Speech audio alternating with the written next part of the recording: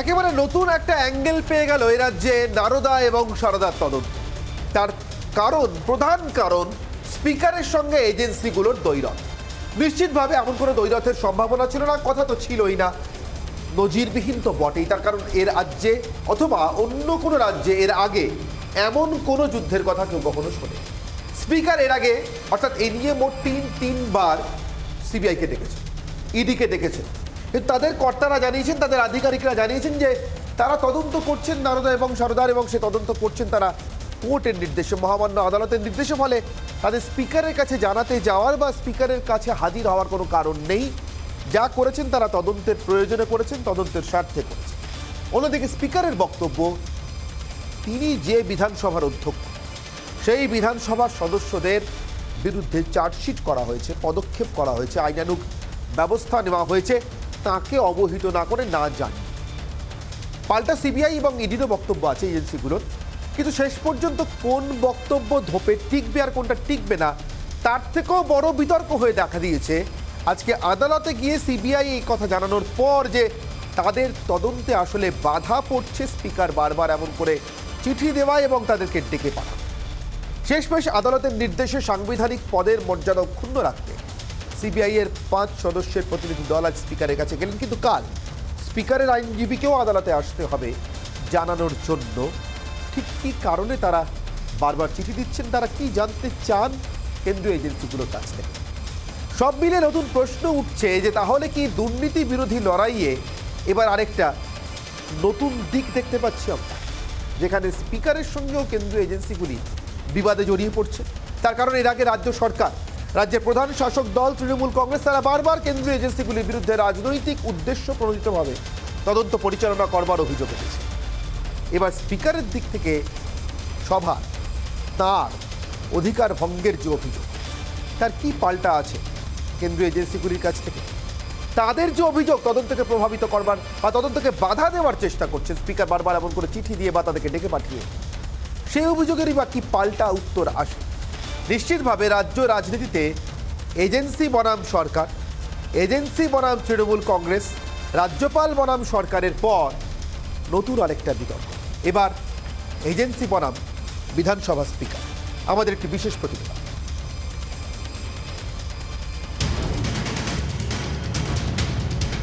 নারদকাণ্ডে অতি তৎপর, মুকুল প্রসঙ্গে অতি মন্থর। বিধানসভার অধ্যক্ষের এই দুই ভূমিকাকেই কড়া চোখে দেখল কলকাতা হাইকোর্ট। নারদ মামলায় ফেরহাদ, শোভন, মদনের নামে চার্জশিট দিয়েছে সিবিআই। তাকে না জানিয়ে কেন চার্জশিট দেওয়া হয়েছে সেই প্রশ্নই তুলেছেন বিধানসভার অধ্যক্ষ বিমান বন্দ্যোপাধ্যায়। ক্ষুব্ধ অধ্যক্ষ বিধানসভায় ডেকে পাঠান কেন্দ্রীয় তদন্তকারী সংস্থার আধিকারিকদের। কিন্তু বিধানসভায় না গিয়ে কেন্দ্রীয় আধিকারিকেরা গেলেন হাইকোর্টে। ফলে আবারও সেই আদালতের হস্তক্ষেপ। কাজে হস্তক্ষেপ করা হচ্ছে বলে অভিযোগ এনে ইডি সিবিআই মামলা করে হাইকোর্টে। মামলার প্রেক্ষিতে এদিন হাইকোর্ট জানায়, বিধানসভার অধ্যক্ষ একটি সাংবিধানিক পদ, অধ্যক্ষ ডাকলে হাজিরা দিতেই হবে। কিন্তু পাশাপাশি স্পিকার জানিয়ে দেন তদন্তকারীদের বিরুদ্ধে কোনো ব্যবস্থা নিতে পারবেন না স্পিকার। একদিকে ইডি সিবিআই এর তদন্ত, অন্যদিকে মুকুল রায়ের পাবলিক অ্যাকাউন্টস কমিটিতে থাকা নিয়ে বিতর্ক। দুটি বিষয় নিয়েই আপাতত সরগরম বিধানসভার অলিন্দ। বিতর্কের আঁচ এসে পড়েছে স্পিকারের চেয়ারেও। 7ই অক্টোবরের মধ্যে অধ্যক্ষকে মুকুল রায় নিয়ে সিদ্ধান্ত নেওয়ার নির্দেশ দিয়েছে হাইকোর্ট। এই বিষয়টি নিয়েও অস্বস্তিতে অধ্যক্ষ। সূত্রের খবর, অধ্যক্ষের কাজে হস্তক্ষেপ করা হচ্ছে বলে অভিযোগ তুলে প্রয়োজনে সুপ্রিম কোর্টে স্পেশাল লিভ পিটিশন দায়ের করতে পারেন তিনি। ইতিমধ্যে স্পিকারের ভূমিকার সমালোচনা করতে শুরু করেছেন বিরোধীরা। আদালতের রায় বিরোধীদের অস্ত্র আরও ধারালো করেছে বলে মনে করছে রাজনৈতিক মহল। বিধানসভায় অধ্যক্ষের স্বাধিকার ভঙ্গের অভিযোগ আগেও বহুবার এসেছে। বিরোধী দলনেতা শুভেন্দু অধিকারীর বিরুদ্ধে অভিযোগ, কংগ্রেস নেতা অরুণাভ ঘোষের বিরুদ্ধে অভিযোগ। অধ্যক্ষের কাজে যে আদালত হস্তক্ষেপ করতে চায় না, তাও সোমবার স্পষ্ট করে দেন হাইকোর্টের বিচারপতি রাজশেখর মান্থা। তাই অধ্যক্ষের নির্দেশকে সম্মান জানিয়ে সিবিআইকে বিধানসভায় যাওয়ার নির্দেশ দেন তিনি। এখানেই বিরোধীদের পাল্টা প্রশ্ন, মুকুল রায় প্রসঙ্গ এখনো কেন ঝুলে আছে? বিধানসভায় বিরোধীদের বক্তব্যে বাধা দেওয়া হয় কেন? রাজ্যপালের পদকে সম্মান দেন না কেন অধ্যক্ষ? সাম্প্রতিক অতীতে একবার নয়, একাধিকবার নানা রাজনৈতিক বিতর্কের আঁচ লেগেছে বিধানসভার অধ্যক্ষের কুর্সিতে। রাজনৈতিক মহলের বক্তব্য, সুস্থ গণতন্ত্রে তা কখনোই কাম্য নয়। রিপাবলিক বাংলা। আমার সঙ্গে উপস্থিত যে অতিথিরা রয়েছেন এই বিষয়ে বিতর্ক করবার জন্য তাদের সঙ্গে আপনাদের পরিচয় করে দিয়ে আমার সঙ্গে রয়েছেন বিমান ঘোষ, বিজেপি বিধায়ক, রয়েছেন দেবু টুডু, তৃণমূল কংগ্রেস মুখপাত্র, আমার সঙ্গে রয়েছেন রাজনৈতিক বিশ্লেষক এবং রাষ্ট্রবিজ্ঞানের অধ্যাপক প্রভাত দত্ত, আমার সঙ্গে রয়েছেন সন্ময় বন্দ্যোপাধ্যায়, বিজেপি মুখপাত্র। প্রত্যেকের সঙ্গে কথা বলবো, কিন্তু তার আগে এই বিতর্ক অর্থাৎ স্পিকার বনাবে এজেন্সি, নতুন এই লড়াইয়ের ফ্রন্ট, তা নিয়ে আমার আজকের প্রশ্নগুলো। আমাদের মূল প্রশ্ন আমার অগ্নিবাণ এক,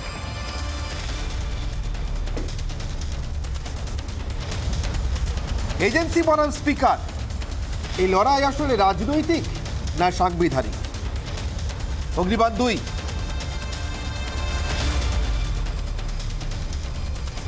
স্পিকার কি সভার অধিকার রক্ষায় সমদর্শী?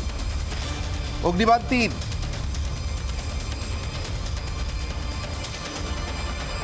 স্পিকারের ডাকে সাড়া দিতে আপত্তি কেন এজেন্সি?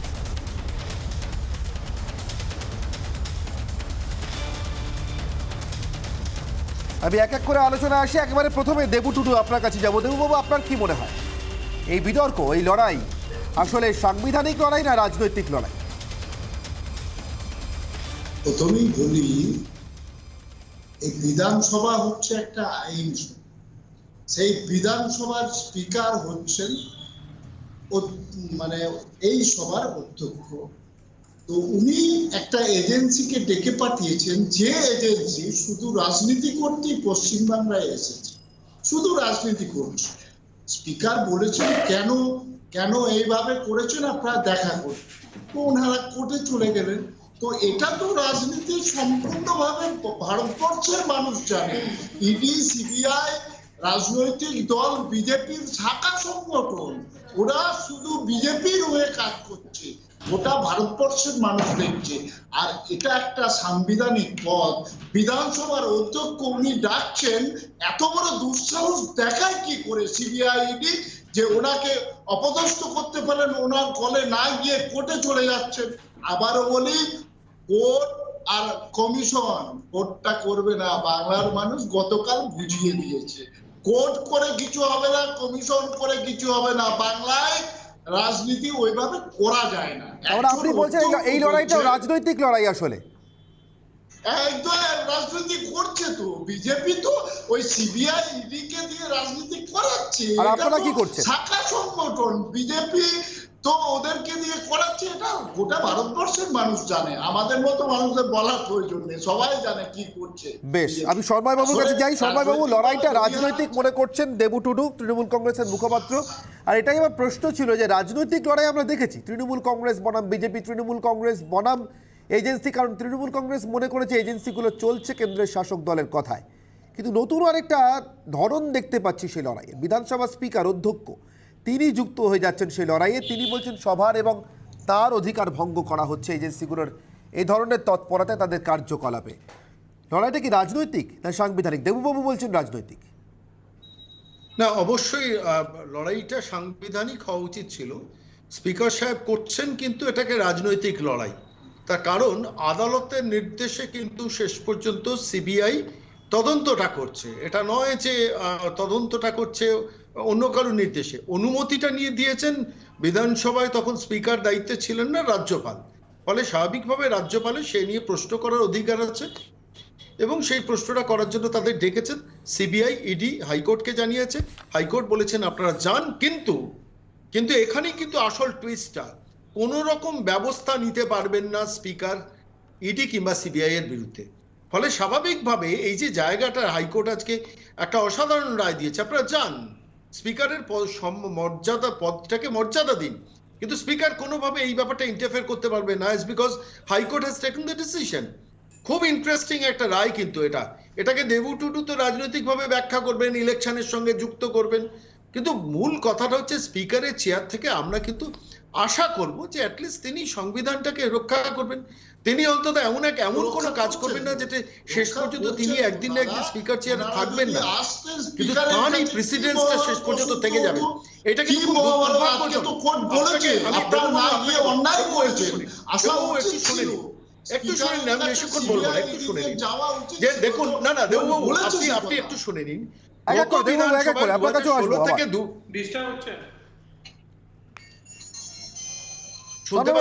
চন্দ্রবাবু প্লিজ।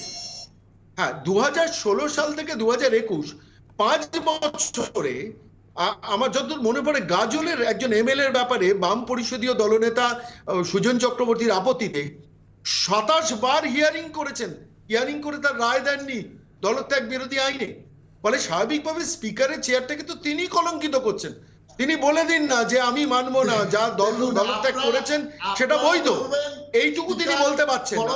তিনি মুকুল রায়কে নিয়ে এই কাণ্ড করছেন, তিনি বিরোধী দলনেতার সঙ্গে বারবার অন্যায্য অনৈতিক কাজ করবেন, অথচ তিনি আশা করেন যে তার স্পিকারের পদটাকে সবাই সম্মান করবে। আমরাও চাই স্পিকারের পদটাকে সম্মান করতে, কিন্তু তিনি সংবিধান মোতাবেক কাজ করুন, সেটাই কাঙ্ক্ষিত। হাইকোর্ট কিন্তু সেদিকে ইঙ্গিত করেছেন, এটা কিন্তু সংবিধানের। দেবুবাবু আপনার কাছে আমার একটা প্রশ্ন, দেবুবাবু আপনার কাছে আমার একটা প্রশ্ন, দেবুবাবু আপনার কাছে আমার একটা প্রশ্ন। আপনি আপনার রাজনৈতিক সুবিধার জন্যই হয়তো, কারণ আপনি মনে করছেন এটা রাজনৈতিক লড়াই, তাই আমি বলছি আপনি আপনার রাজনৈতিক সুবিধার জন্য হয়তো প্রথম অংশটা দেখছেন, দেখা করতে যান বলেছেন, কিন্তু স্পিকার যে কোনো ব্যবস্থা নিতে পারবেন না, স্পিকার যে কোনো কড়া পদক্ষেপ করতে পারবেন না, সেটাও তো এই হাইকোর্টই বলেছে। অর্থাৎ পদমর্যাদার জায়গা থেকে, এই পদ থেকে মর্যাদা দেওয়ার জায়গা থেকে, সাংবিধানিক পদ, দেবুবাবু শেষ করতে দিন আমাকে, তার জন্য দেখা করতে বললেন, কিন্তু স্পিকার ব্যবস্থা নিতে পারবেন এটাও বলবেন। তার মানে কি কোথাও স্পিকার তদন্তকে বাধা দিচ্ছেন, তদন্তকে এগোতে বাধা দিচ্ছেন, সিবিআই বা ইডির এই অভিযোগটা মান্যতা পেয়ে যাচ্ছে?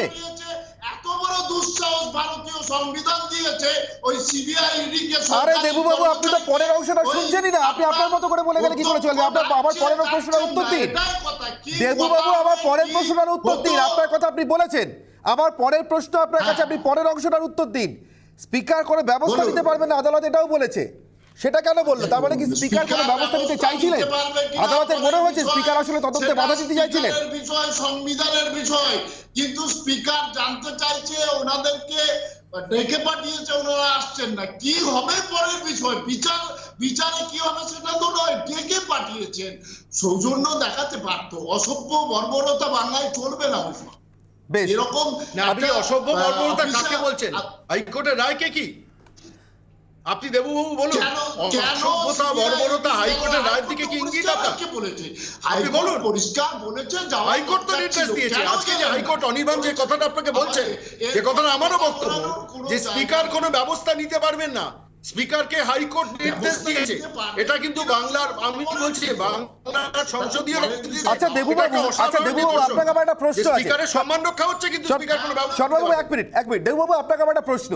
আচ্ছা দেবুবাবু, যে ফ্রিকোয়েন্সিতে স্পিকার গত 1 মাসেরও কম সময় বা 1 মাস সময়ের ব্যবধানে মোট 3 বার চিঠি লিখলেন সিবিআইকে, সেই ফ্রিকোয়েন্সিতে দলত্যাগীদের বিরুদ্ধে ব্যবস্থা নেন, তৎপরতা দেখান, মানে তিনি কি সমদর্শী বলে মনে হয় আপনার? দেখুন তো, এটা তো প্রসেস, এটা তো করতে হবে। এটা করেছে তো কি হয়েছে, অন্যায় কোথায় বলুন? অন্যায় কোথায় বলুন? বিমান ঘোষ আমার সঙ্গে আলোচনায় যোগ দিচ্ছেন, আমি বিমান বাবুর কাছে যাব, কিন্তু তার আগে প্রভাত বাবুর কাছে একবার যাব। প্রভাত বাবু, স্পিকারের সমদর্শিতা যেটা বিরোধীরা বলছেন, তার কারণ এই একই বিধানসভার একটি অন্য বিষয়, মুকুল রায় পিএসসির চেয়ারম্যান থাকবেন কিনা, ওই কলকাতা হাইকোর্টই মনে করেছে এই বিষয়টি সংযুক্ত সম্পূর্ণভাবে আদৌ তার সভার সদস্যপদ থাকবে কি থাকবে না এই প্রশ্নটির বিবেচনার সঙ্গে, এবং তার জন্য 7ই অক্টোবরের মধ্যে সময় বেঁধে স্পিকারকে এই বিষয়ে সিদ্ধান্ত নেওয়ার জন্য হাইকোর্ট জানিয়েছে। এখানেই প্রশ্ন যে মুকুল রায়ের সদস্যপদ সভার থাকবে কি থাকবে না তা নিয়ে স্পিকারের তৎপরতা যতটা, বা বিশ্বজিৎ কুণ্ডু দলবদলু বিধায়ক, তন্ময় ঘোষ দলবদলু বিধায়ক, তাদের সদস্যপদ থাকবে কিনা এ নিয়ে স্পিকারের যা তৎপরতা, তার থেকে কি বেশি তৎপরতা বা তার সমান তৎপরতা এই সিবিআই বা ইডির বিভিন্ন কেন্দ্রীয় এজেন্সিগুলি তদন্ত প্রসঙ্গে, নাকি কম তৎপরতা? আপনার কি মনে হয় প্রভাতবাবু? না, আমি প্রথমেই সবিনয়ে যে কথাটা বলতে চাই অনির্বাণ, সেটা হচ্ছে যে আমাদের এটা বোঝা উচিত যে আদালত যখন নির্দেশ দিচ্ছেন, আদালতের নির্দেশের পিছনে কোনো রাজনীতি খুঁজে বেড়ানোটা সঠিক আচরণ নয়। আদালতের নির্দেশ আইন এবং সংবিধানের প্রেক্ষাপটে আদালত নির্দেশ দিয়েছেন। তুমি দ্বিতীয় যে প্রশ্নটা করেছো, যে আমাদের দেশে সিবিআই এর রাজনৈতিক নিরপেক্ষতা নিয়ে বারবার প্রশ্ন উঠেছে, সিমিলারলি স্পিকারের রাজনৈতিক নিরপেক্ষতা নিয়ে কেন্দ্র এবং বিভিন্ন রাজ্যে বারবার প্রশ্ন উঠেছে। সুতরাং এই প্রশ্নটা খুব নতুন নয়। এবং আমার ধারণা আমরা স্পিকারকে যদি নিরপেক্ষ করতে চাই তাহলে আইন সংশোধন করে অন্য ধরনের ব্যবস্থা চালু করতে হবে। কারণ স্পিকারকে রাজনৈতিকভাবে নিরপেক্ষ করা যাবে না, কারণ একটি রাজনৈতিক দলের হয়ে তিনি নির্বাচিত হন এবং নির্বাচনের পরে পরে যদি মনে করা হয় যে স্পিকার দায়িত্ব নেওয়ার পরে পরে তিনি সম্পূর্ণ অরাজনৈতিক হয়ে যাবেন। আমাদের মনে আছে সোমনাথ চট্টোপাধ্যায় যখন স্পিকার ছিলেন, এই ডিবেটটা আমাদের সামনে এসেছিল। সেই ডিবেটে সোমনাথ চট্টোপাধ্যায় মহাশয় খুব পরিষ্কার করে বলেছিলেন তার পজিশন, এবং উনি চেষ্টা করেছিলেন তার যে নিরপেক্ষ অবস্থান সেটা যতটা সম্ভব মেনটেন করা। কিন্তু সমস্যাটা হচ্ছে এই যে এই নিরপেক্ষতার প্রশ্নটা পুরোপুরি যদি সমাধান করতে হয় তাহলে আমাদের অন্য আইনি ব্যবস্থা করতে হবে যার মাধ্যমে নিরপেক্ষতা এনশিওর করা যায়, সেটা আমরা এখনো করতে পারিনি। আমি আজকে দ্বিতীয় যে বিষয়টা সন্ময় যেটা বলার চেষ্টা করছিল, সন্ময় রাষ্ট্রবিজ্ঞানের আমাদের বিভাগের প্রাক্তন ছাত্র, এবং রাষ্ট্রবিজ্ঞানের দৃষ্টিভঙ্গি থেকে সন্ময়ের সঙ্গে আমি পুরোপুরি একমত যে আজকে যে আদালত যে সিদ্ধান্তটি নিয়েছেন সেই সিদ্ধান্ত আমার কাছে দ্বিমুখী ফলার মতো। এই সিদ্ধান্তের একটা কনস্টিটিউশনাল প্রোপ্রাইটি রক্ষা করার চেষ্টা করেছেন, স্পিকার একটা সাংবিধানিক মর্যাদা আছে তার, এবং সাংবিধানিক মর্যাদাকে অক্ষুণ্ণ থাকে, সংবিধান যাতে কোনোভাবে সাংবিধানিক মর্যাদা নষ্ট না হয় সেই জায়গায় চেষ্টা করেছেন রায়। দ্বিতীয়টা হচ্ছে ওরা হয়তো আদালতের মাথায় কি আছে আমি জানি না, ওরা রাজ্য সরকারকে আরো সাবধান করে দিয়েছেন এটা বলে যে দেখো তোমরা যাই করো সেটা আইনের প্রেক্ষাপটে করো, অর্থাৎ রুল অফ লটা গণতন্ত্রের মূল কথা, সেই রুল অফ ল যাতে লঙ্ঘিত না হয়। সুতরাং আদালতের এই যে দৃষ্টিভঙ্গি বা রায় সম্পূর্ণ সাংবিধানিক দৃষ্টিভঙ্গি থেকে বিচার করা উচিত এবং এর মধ্যে রাজনীতি খুঁজতে না দেওয়াই ভালো। তৃতীয় যে বিষয়টা তুমি অবতার, কে করছে আমরা খুঁজিনি, আমরা রাজনীতি খুঁজি না। দেববাবু আমি আসবো আপনার কাছে। প্রভাত বাবু প্লিজ কন্টিনিউ করুন। কথা বলবো। আমার তৃতীয় যে বিষয়টা বলা যে এই বিষয়টার একটা দ্রুত সমাপ্তি হওয়া দরকার, কারণ এই বিষয়টা আদালত বিধানসভা এর মধ্যে সীমাবদ্ধ না রেখে এই বিষয়টা একটা সুষ্ঠু সমাধান, কারণ এটা রাজনৈতিক বিষয় নয়। মূলত কত সিবিআই দায়িত্ব দেওয়া হয়েছে, আদালত দায়িত্ব দিয়েছেন সিবিআই কে, সিবিআই তার দায়িত্ব যদি সম্পন্ন করতে না পারে সিবিআই আদালতের কাছে দায়বদ্ধতা প্রমাণ করতে হবে। সুতরাং সিবিআই কে তার দায়িত্ব পালন করতে রাজ্য সরকারকে সাহায্য করতে হবে, কারণ আদালত নির্দেশ দিয়েছেন, এবং সিবিআই তার দায়িত্ব নিরপেক্ষভাবে পালন করবে। সেখানেই প্রশ্ন উঠছে যে সিবিআই কি সম্পূর্ণ নিরপেক্ষভাবে তার দায়িত্ব পালন করতে পারবে?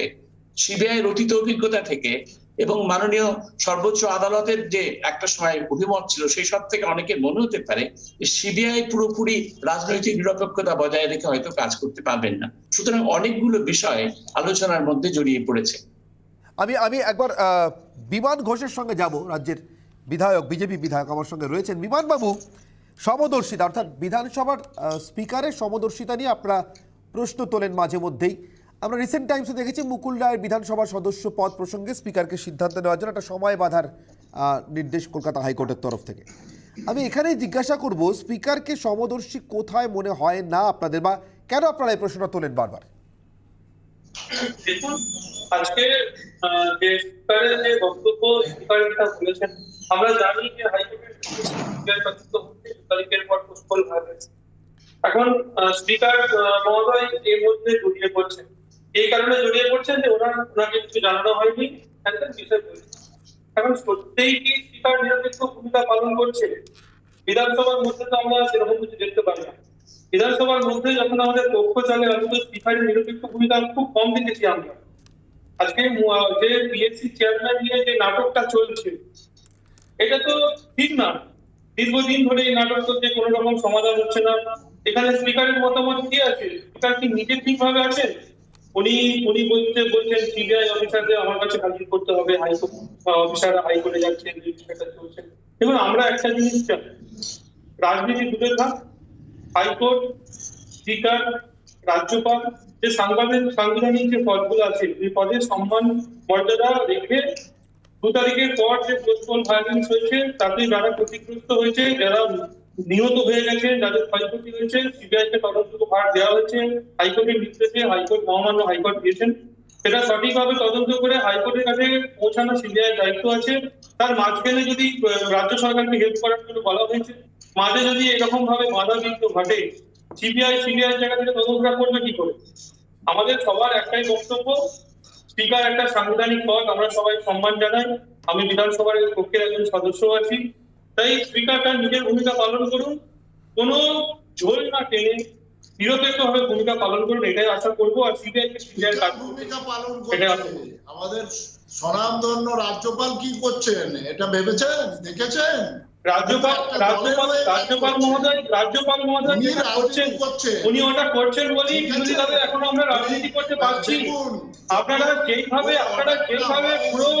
পুরো সাংবিধানিক দায়িত্বগুলোকে রাজনীতিকরণ করে দিয়েছেন, স্পিকার ছিলেন, প্রত্যেক জায়গাতে আপনারা রাজনীতিকরণ করে দিয়েছেন। কত বড় রাজনীতিকরণ করার জন্য আজকে বিরোধী দলকে গলা টিপে হত্যা করার চিন্তা ভাবনা করেছেন। দলের কাজ করছে, বিরোধীদের স্বরকে দাবানোর চেষ্টা করছেন আপনারা। গোটা ভারতবর্ষ আর রাজ্যপাল যখন আমরা জানাচ্ছি সেটার বিরুদ্ধে বলছেন, প্রটেস্ট করছেন, তখনই রাজ্যপাল আপনাদের কাছে খারাপ হচ্ছে। জানে তো সাংবিধানিক পদের দায়িত্ব মর্যাদা রক্ষা করতে দিন। আমি একবার দেবুবাবুর কাছে যাই। বিমানবাবু আমি একবার দেবুবাবুর কাছে যাই। দেবুবাবু, আপনার কাছে আমার প্রশ্ন, আচ্ছা এই এক মাসের মধ্যে তিনবার সিবিআইকে চিঠি মানে ডেকে পাঠানো, আর মুকুল রায়কে এক মাস সময় দেওয়ার পরও আরো অতিরিক্ত সময় বরাদ্দ করা, শুধু এইটুকু জানানোর জন্য তিনি কোন দলে আছেন। মানে মুকুল রায় কি সত্যি এটা মনে করার মতো অবস্থায় নেই যে তিনি কোন দলে আছেন? আপনার মনে হয় এটা বিশ্বাস করেন আপনি? আমরা সবাই জানি আমাদের নেতা মুকুল রায় অসুস্থ আছেন। দেবুবাবু, স্পিকার নিশ্চয়ই দেবুবাবু আপনি কোন দলে আছেন? বিষয়টা স্পিকার, দেবুবাবু আপনি কোন দলে আছেন? স্পিকার ওনার এই উনি বলছেন আমাদের নেতা আলোচনা করা উচিত নয়। একটা আইনসভার স্পিকার ঠিক করতে পারছেন না, উনি কোন দলে আমাদের সমালোচনা করা উচিত নয়। এটা মনে করি, দেখুন এটা মনে করি যে মুকুল রায় অসুস্থ, সবাই জানে। না দেবুবাবু আমার আপনার কাছে একটা ছোট্ট প্রশ্ন। দেবুবাবু আপনার কাছে একটা ছোট্ট প্রশ্ন, আপনি কোন দলে আছেন? হ্যাঁ, আপনি কোন দলে আছেন? কেন আপনাদের চ্যানেলে কোন দল থেকে বসেছি বলুন? না আমি আপনাকে জিজ্ঞাসা করছি, আপনি একবার বলুন না দর্শকদের জন্য, আপনি কোন দলে আছেন? তৃণমূলে তো এই মানে জিজ্ঞাসা করলাম আর উত্তর, মানে আমি বলছি দেবুবাবু আমি জিজ্ঞাসা করলাম আর উত্তর, মানে 1 সেকেন্ড লাগলো। আমি বলছি এই প্রশ্নটার উত্তর দিতে কাউকে 1 মাস সময় দেওয়ার প্রয়োজন আছে? হ্যাঁ দেখুন, এখন সবাই জানে উনি অসুস্থ, তাহলে স্পিকার দেখছেন বিষয়টা, এত ছটফট করছেন কেন? এত ছটফট করলে হবে? আমরা ছটফট করছি না দেবুবাবু, কিন্তু কেউ কোন দলে আছেন এটা জানানোর জন্য 1 মাস সময় পাবেন, যেটা 1 সেকেন্ডের কাজ। আর কেউ আর কেন্দ্রীয় এজেন্সিগুলোকে 1 মাসের মধ্যে 3বার চিঠি পেতে হবে ছুটে আসার জন্য।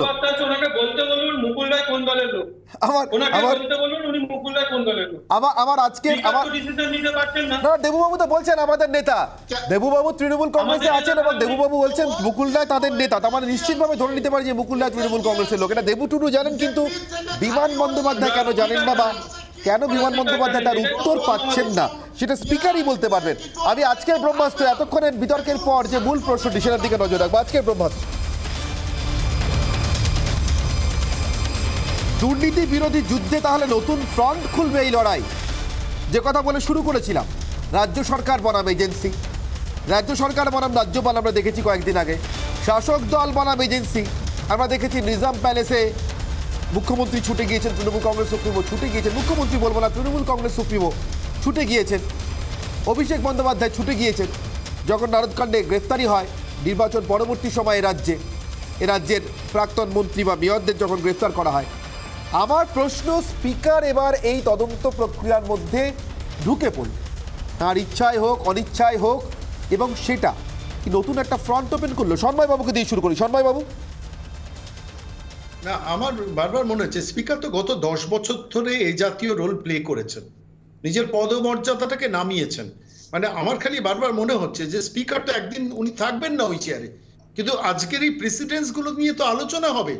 আজকে আপনারা অনির্বাণ একটু আগে আপনারা দেখাচ্ছিলেন, সেখানে মুকুল রায় অভিষেক বন্দ্যোপাধ্যায় উত্তরীয় পড়াচ্ছেন। সেই সভাতে সম্ভবত জুন মাসের 2nd উইকে তপসিয়া ভবনে বসে মুকুল রায় বলছেন আমি আর বিজেপিটা করতে পারলাম না, ঠিক এই ল্যাঙ্গুয়েজটা এখনও ভিডিওটা বারবার করে আমরা দেখতে পাই। সেইখানে দাঁড়িয়ে সেটাও কি স্পিকার সাহেব দেখেননি? আমার প্রশ্নটা একটা অন্য জায়গায়, এখানে খুব অসাধারণ বিশ্লেষণ করছিলেন আমাদের শহীদ বাবু। আমি খালি একটা এর সঙ্গে অ্যাডিশন করব যে স্পিকারের কাছে কি এক্সপেকটেশন ছিল বাংলার মানুষের যে একজন একটা রাজনৈতিক দলত্যাগ বিরোধী আইনে পড়বেন কি পড়বেন না, তাকে বাঁচানোর জন্য যদি স্পিকার মনস্থও করেন তাহলে বলে দিন যে না মুকুল রায় বিজেপি করেন, এটা বলুন না, অসুবিধাটা কোথায়? এটা বললে তো কোনো অসুবিধা নেই।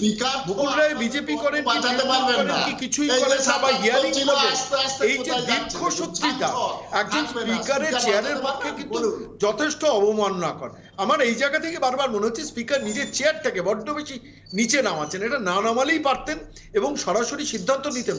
অনির্বাণ, আমি শেষ করবো আরেকটা কথা বলে, শেষ পর্যন্ত চিন্তা করুন পাবলিক অ্যাকাউন্টস কমিটির চেয়ারম্যানের পদের বিষয়টাও কিন্তু আদালতের জায়গায় গিয়ে পৌঁছলো।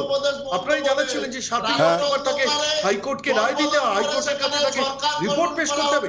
তার মানে কি স্পিকারও কিন্তু এখন এক এক করে লেবুবাবু, এক এক করে আপনার কাছে আসবো পরে, এক এক করে।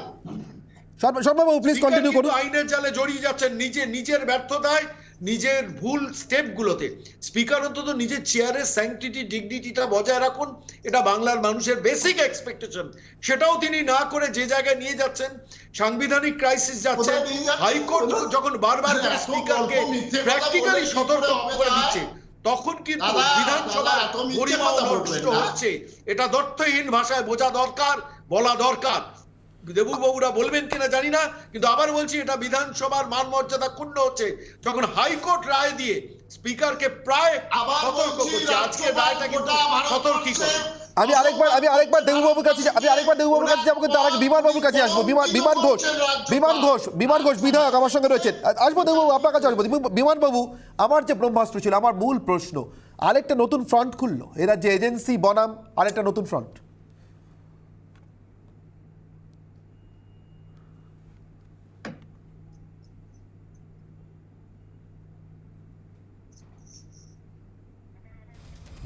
বিমানবাবু শোনা যাচ্ছে?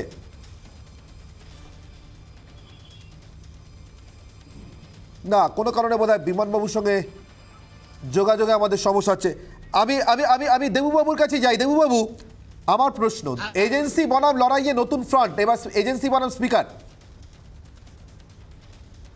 এটা দেখুন, এটা তো কাম্য ছিল না, কিন্তু সিবিআই ইডি এত অন্ধ হয়ে গেছে, এখানে ওই সিবিআই ইডি লাগিয়ে ক্ষমতা দখল করার যে মোহ ছিল সেটা ভেঙে গেছে। এখন সারাদিন পড়ে আছে কোর্ট পরবর্তী হিংসা, এটা সেটা সারাদিন। কাম্য ছিল না কিন্তু তবু ঘটে চলেছে। আমি প্রভাত বাবুর কাছে আসবো, যদি বিমানবাবুর সঙ্গে যোগাযোগ করতে না পেরে থাকি আমার এবার প্রভাত বাবুর কাছে আসবো এবং প্রভাত বাবুকে দিয়ে সেক্ষেত্রে শেষ করবো, নাহলে বিমানবাবুকে পাচ্ছি।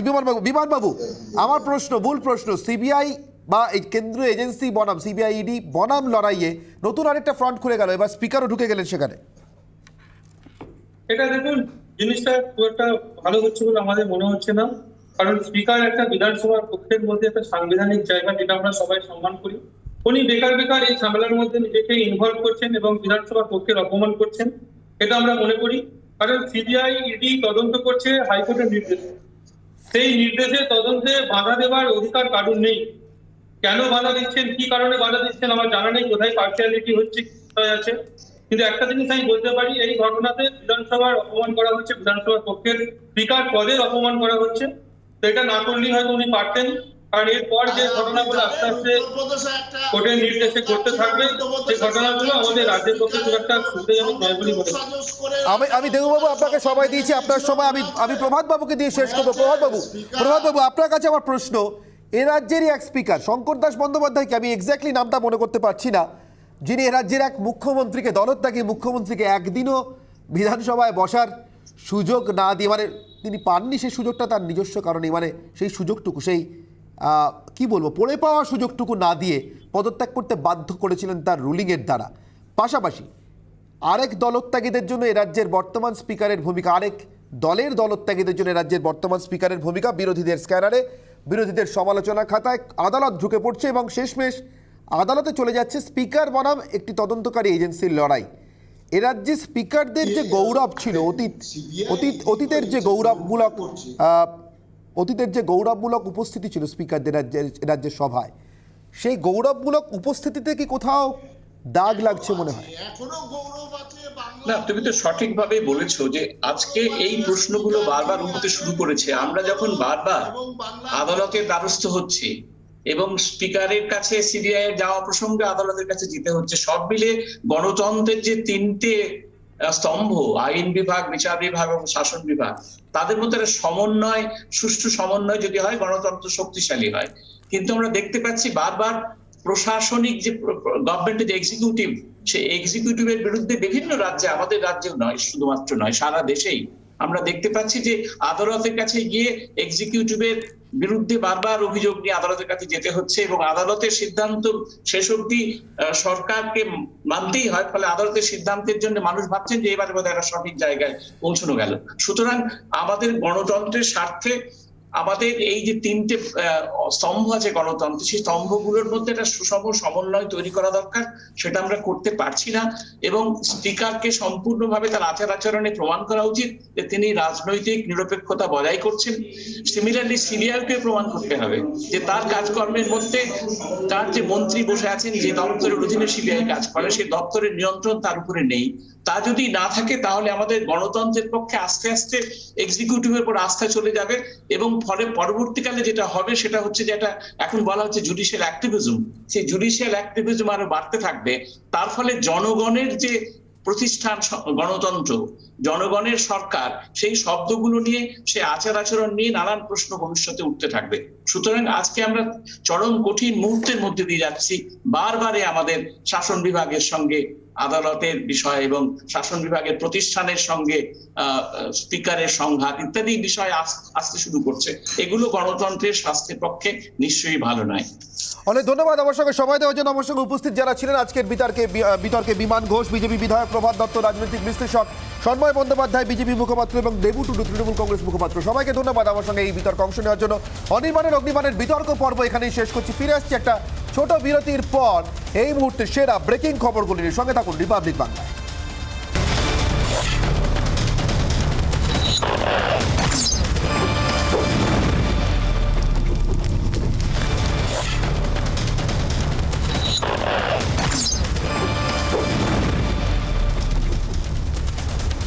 অনির্বাণের অগ্নিবাণে এই মুহূর্তে ফিরে এলাম, এই মুহূর্তে সেরা ব্রেকিং খবরগুলো নিয়ে। আর প্রথমেই যে ব্রেকিং খবরে চোখ রাখবো, সিবিআই এর পর এবার কলকাতা হাইকোর্ট বা আদালতের দ্বারস্থ ইডিও, এনফোর্সমেন্ট ডাইরেক্টরেট।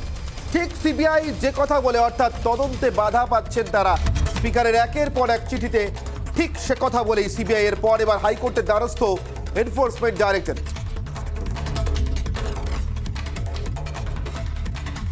এই মুহূর্তে আমাদের প্রতিনিধি অর্ণব আমাদের সঙ্গে রয়েছে সরাসরি। অর্ণব, ঠিক কি নির্দিষ্ট কথা বলে বা নির্দিষ্ট অভিযোগ এনে আদালতে গেল ইডি?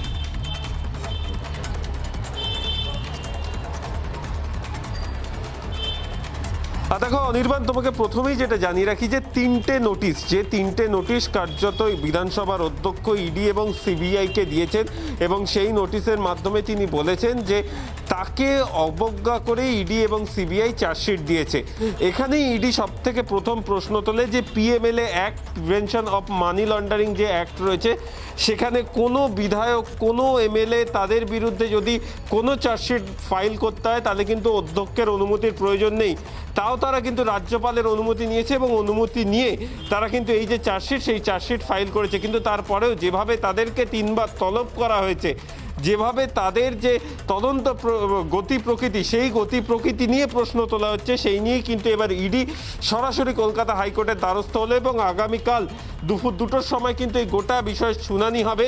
এবং আজকে কিন্তু সিবিআই হাইকোর্টের দ্বারস্থ হয়েছিল, কিন্তু তাদেরকে হাইকোর্ট বলে যে অধ্যক্ষের যে চেয়ার, সেই চেয়ারের সম্মানে কিন্তু তাদেরকে একবার হলেও হাজিরা দেওয়া উচিত। তারপর আমরা দেখলাম যে সিবিআই এর আধিকারিকরা বিধানসভায় গেলেন, হাজিরা দিলেন।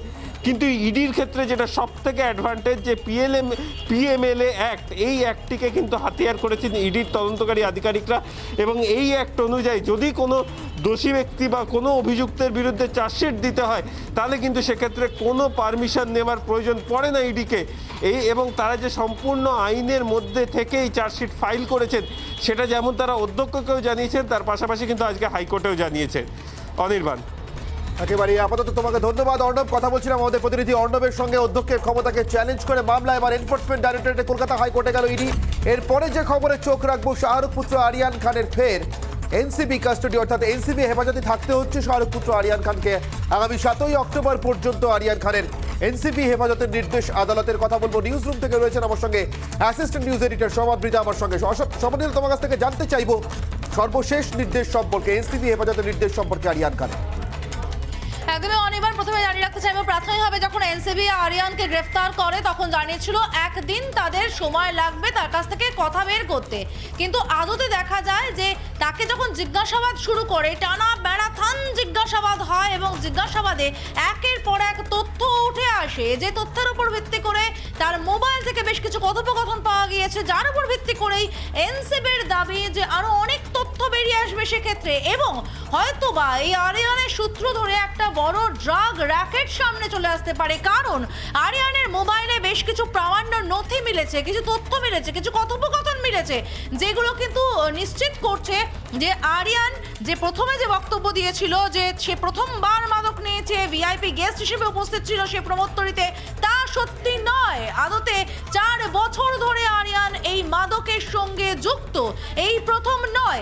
দুবাই গিয়েছে আরিয়ান মাদক নিতে, আরিয়ান বিভিন্ন দেশে গিয়েছে মাদক নিতে, অর্থাৎ মাদকের সঙ্গে আরিয়ানের যোগাযোগ কিন্তু এই প্রথম প্রমোত্তরীতে নয়, গত 4 বছর ধরে। এবং জিজ্ঞাসাবাদে একের পর এক লিঙ্ক উঠে আসছে, কিছু কথোপকথন পাওয়া গিয়েছে এবং সেই কথোপকথন থেকেই খুঁজে বের করার চেষ্টা হচ্ছে যে আরিয়ানের সঙ্গে কার কার যোগাযোগ রয়েছে। এবং এক্ষেত্রে তোমাকে মনে করিয়ে দিতে চাইবো অনির্বাণ, তোমার খেয়াল আছে যে 2011 সালে ব্যাংককে একবার গৌরী খানের নামও জড়িয়েছিল মাদকের সঙ্গে, সেক্ষেত্রে গৌরী খান পরে বলেছিলেন না সম্পূর্ণটাই ভুয়ো অভিযোগ, সত্যি একটুও নয়। এবং এক্ষেত্রে তদন্তকারীরা খতিয়ে দেখছেন যে 2011 সেই ঘটনায় আদতে কী ঘটেছিল। এই পুরো বিষয়টাকে জানার জন্য সময় প্রয়োজন এনসিবি আধিকারিকদের, এবং সেই কারণেই তারা 7ই অক্টোবর পর্যন্ত হেফাজতে চেয়েছিলেন আরিয়ানকে। 7ই অক্টোবর পর্যন্ত তার হেফাজত পেয়েছেন তারা, এবং শুধু আরিয়ানই নয়, তার সঙ্গী আরবাজ এবং মুনমুন ধামেচা, সেই দুজনও কিন্তু এনসিবি হেফাজতেই থাকছে 7ই অক্টোবর পর্যন্ত। কারণটা খুব পরিষ্কার, এনসিবি আধিকারিকেরা মনে করছেন যে বলিউডের সঙ্গে মাদক যুক্ত এই প্রথম নয়, একের পর এক যোগাযোগ বেরিয়েছে। কিন্তু একেবারে সমাধিত তুমি আমার সঙ্গে থাকো, এই প্রসঙ্গে আইনজীবীরা কি বলছেন একবার শুনে নিই, তারপর আসছি আবার তোমার কাছে। बाई हियरिंग में सिर्फ इतना ही हुआ कि उन लोग ने एनसीबी कस्टडी मांगे और हम लोग ने अपोज किए थे, ये बोल के कि इन्वेस्टिगेशन हो गया है, पर कोर्ट ने 7 तारीख तक के इन्वेस्टिगेशन के लिए परमिशन दी। पोजीशन को लेकर लगातार जिक्र किया जा रहा है कि आमने सामने बिठा के आरोपियों को पूछताछ करने की दलील दी जाती है एनसीबी की तरफ से, उस बारे में आप क्या हो? तो उन लोगों को कन्फ्रंट करना है अभी उसके बारे में। आर्यन के पास से ड्रग्स नहीं मिला है, आपकी मर्चेंट है उनके पास से ड्रग्स मिला है, उसको लेकर क्या क्या एनसीबी कहा और आप लोग का पक्ष? हम लोगों का यही है कि हमारे पास से कुछ नहीं मिला, ये एलिगेशन है, and we were intercepted before we boat चढ़ने के पहले। और कलेक्टिव सीजर दिखा रहे, आपको लगता है कि बड़ा आप लोग के लिए प्लस पॉइंट हो सकती है कि इंडिविजुअली नहीं दिखा पा रहे थे? नहीं, इंडिविजुअली कुछ भी नहीं मिला है, तो ये इसीलिए लोग they are showing it collective. आगे बेल 7 तारीख के बाद आना हमारा है मेरे को। The arguments were based only on the prima facie evidence which has been collected. We first of all do not have the copies of the Panchanama which the prosecution always makes, and therefore we could not make submissions on merits. However, the fact that nothing has been recovered, they have been charged for consumption. Even if that is true, the only punishment, maximum punishment that can be given is up to 1 year. আবারও যাবো, আমাদের সঙ্গে news room থেকে রয়েছেন assistant news editor সমাদৃতা। সমাদৃতা, তুমি যে কথা বলছিলে শেষ, অর্থাৎ এনসিবি ঠিক যে কারণে শেষ যে কারণগুলি দেখিয়ে আরও বেশি হেফাজতের প্রার্থনা করে আদালতের কাছে, যদি তাই সেই কারণগুলো যদি সত্যি হয় তাহলে তো বলতে হবে যে এক্ষেত্রেও, অর্থাৎ সুশান্ত সিং রাজপুতের পর আরিয়ান খানের এই গ্রেফতারির ক্ষেত্রেও কিন্তু এটা হিমশৈলের চূড়া মাত্র, কেঁচো খুঁড়তে কেউটে না বেরোয়।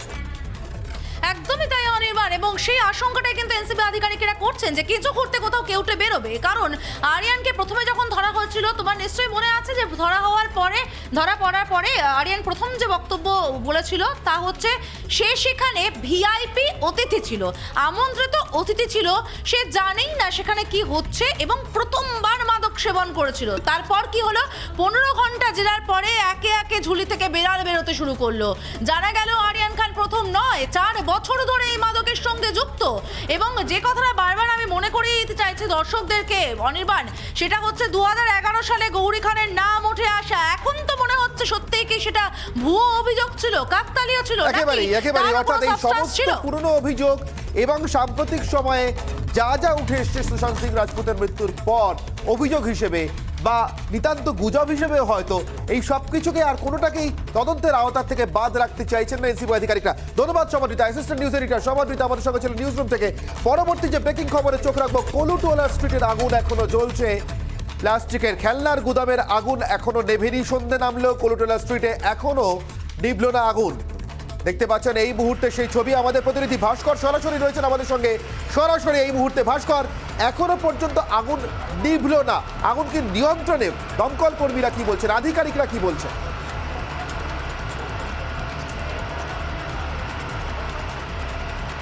না দেখো অনির্বাণ, এখন অব্দি আগুন সম্পূর্ণ নিয়ন্ত্রণে এমনটা বলা যাবে না। আমার ব্রিগেডিয়ার ওয়াসিম যে ছবিটা তুলে ধরছে, এই মুহূর্তে দমকলের একাধিক ইঞ্জিন তারা আগুন নিয়ন্ত্রণে সম্পূর্ণভাবে নিয়ন্ত্রণে আনার চেষ্টা চালিয়ে যাচ্ছে।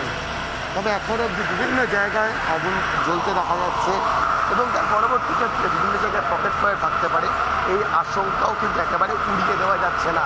কারণ এই গোডাউনগুলিতে প্লাস্টিকজাত দ্রব্য বা বিভিন্ন রাসায়নিক সেই রাসায়নিক মজুদ ছিল এবং সেখানে স্বাভাবিকভাবে দাহ্য পদার্থ হওয়ায় প্রায় 8 ঘন্টা ধরে এই অগ্নিকাণ্ডের যে ঘটনা, সেই ঘটনায় আগুন এখনও সম্পূর্ণভাবে নিয়ন্ত্রণে আনা সম্ভবপর হয়নি।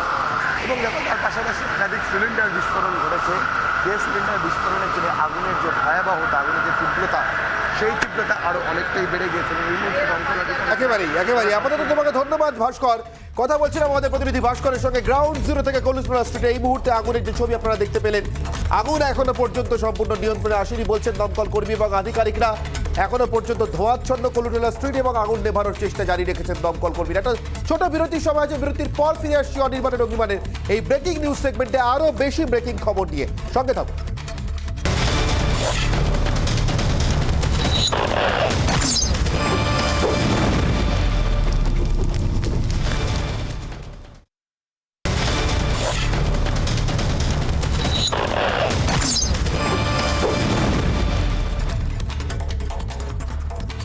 অনির্বাণের অগ্নিবাণে এই মুহূর্তে চোখ রাখবো আজ সারাদিন লখিমপুরে যা ঘটলো সেই খবরের দিকে। এক কথায় বলতে গেলে লখিমপুরকে হাতিয়ার করতে এই মুহূর্তে ব্যস্ত সকলেই। একদিকে অগ্নিগর্ভ লখিমপুরের ছবি, গৃহবন্দী প্রিয়াঙ্কা গান্ধী লখিমপুরে যেতে গিয়ে বিক্ষোভে যুব কংগ্রেস। অখিলেশ যাদবকে বাধা, তার বাড়ির সামনেই ধর্নায় বসে পড়েন অখিলেশ যাদব। অন্যদিকে পাঞ্জাবে ধর্নায় বসেন নবজোৎ সিং সিধু। সারা দিন আজ লখিমপুর অথবা লখিমপুরকে ঘিরে সরগরম থাকলো দেশের রাজনীতি। বিভিন্ন রাজ্যে বিভিন্ন সময়ে প্রতিবাদে সামিল হলেন বিরোধী রাজনৈতিক দলগুলির নেতাকর্মীরা। লখিমপুরে যেতে গিয়ে বাধা পেয়েছেন তৃণমূল কংগ্রেসের যে প্রতিনিধি দল, তাদের সদস্যরাও। এমনটা সরাসরি অভিযোগ জানিয়েছেন মমতা বন্দ্যোপাধ্যায়। किसान को जो 3 बिल है उसको विड्रॉ करने के लिए वही मूवमेंट का एक संस्कार चल रहा था, मैंने जो सुना। और उधर में होम मिनिस्टर का जो डेप्यूटी होम मिनिस्टर है वो आके गाड़ी चला के और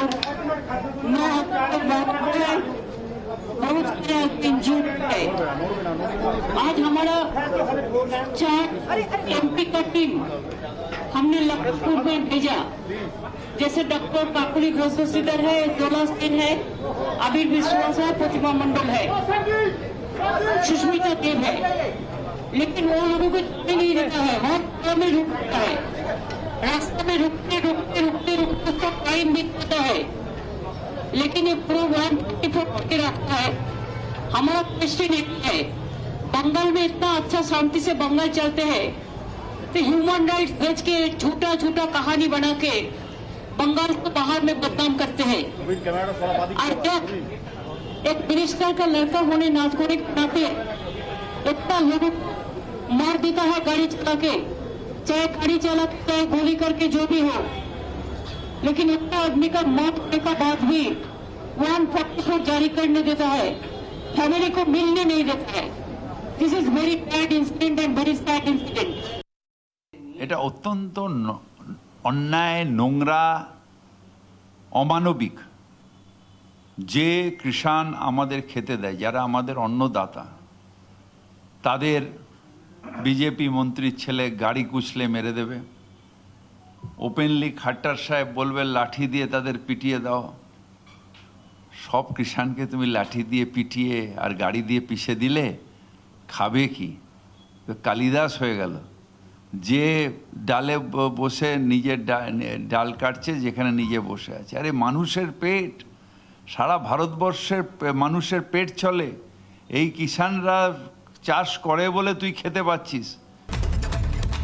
আমরা শুনছিলাম একদিকে মমতা বন্দ্যোপাধ্যায়, অন্যদিকে ফিরহাদ হাকিমের বক্তব্য লখিমপুরের ঘটনা নিয়ে। এর পাশাপাশি কলকাতাতে টালা জলের ট্যাঙ্ক থেকে, অর্থাৎ টালা ট্যাঙ্ক থেকে যে জল সরবরাহ করা হয় সেখানে ঘোলাটে পানীয় জল সরবরাহ করা হচ্ছে, এমন অভিযোগ আসছিল। এবং সেই ঘোলাটে পানীয় জল সরবরাহ নিয়ে এবার ডিভিসির দিকে আঙুল তুললেন পাল্টা ফিরহাদ হাকিম। শিবাশিসের কাছে যাবো সরাসরি। শিবাশিস, কি বলছেন ফিরহাদ হাকিম?